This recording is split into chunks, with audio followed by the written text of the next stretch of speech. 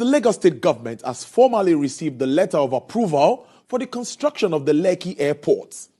Minister of Aviation, Mr. Hadi Sirika, made this known, made a presentation to the governor, Babajide Sanwo-Olu, at this year's Lagos Economic Summit, tagged Enyibeti 2022. Blessed Omonose tells us more.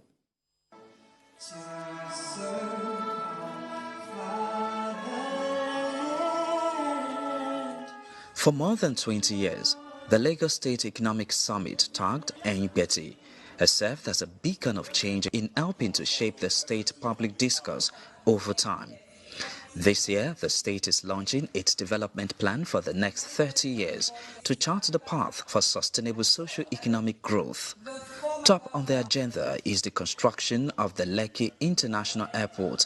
The Minister of Aviation, Mr. Hadi Sirika, is here with some cheering news as he presents a formal approval to Governor Sanwo-Olu.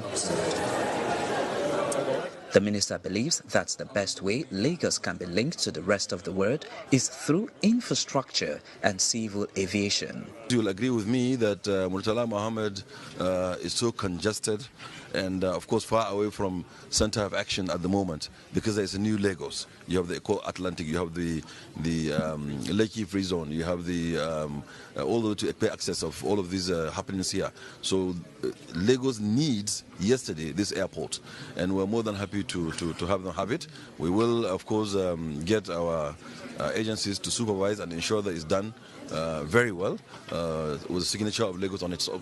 For Governor Babajide Sanwo-Olu, the Enyibeti Summit, which is a private sector-driven initiative, has to a large extent achieved its purpose through the adoption and implementation of innovative ideas and suggestions. He spoke extensively on the positives this summit holds for the state. It's all about partnership.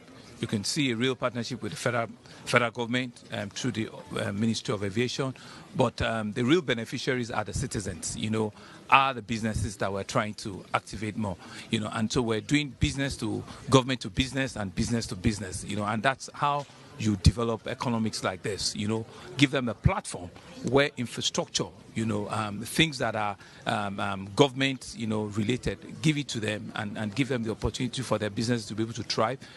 This infrastructure will reduce journey time, will make Lagos, easily and better accessible, and people can make better, local and international business decisions given all the investment that have happened, in that area. On its development plan, as ambitious as revenue projection looks, the government shares insight on how it intends to achieve it. In terms of revenue, we are doing just about 2% of our GDP. Leading cities around the world, from what we see, we need to do more than that. So this vision says we should move it up to 5%. If we move it up to 5%, there will be significant amount of revenue.